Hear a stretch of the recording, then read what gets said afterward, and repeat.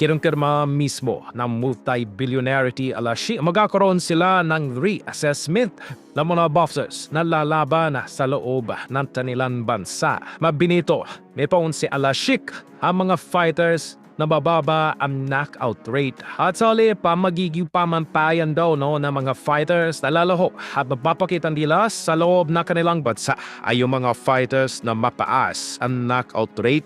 Itong kapo ni Torti Al-Ashik na ongoing na ang kanilang search yung paghahanap sa mga fighters na may mapaas na knockout rate sa huling naninggaban nito. At dito po ay pasok ang nating kababayan si General Casimero. Hipanggilas na po ito sa bansang Japan. Sa isa may pasibom ikirawid at muling giniginbiin nitong si Torti Al-Ashik ay hindi ito mandadalawang isip na i-terminate ang kontrata ng mga technical fighters o yung mapapawag na hit and run at yung mababa ang knockout rate.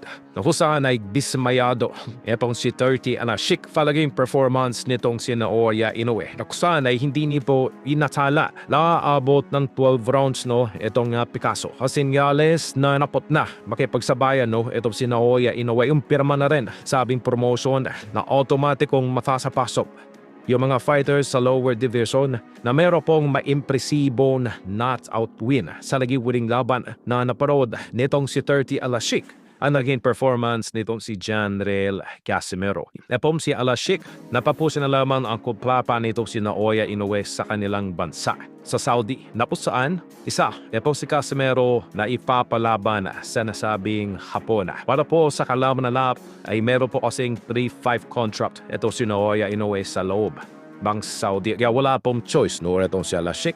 Pwede maghanap na mga exciting fighter kagaya ni General Casimero na pwedeng ilaban dito sa Hapon.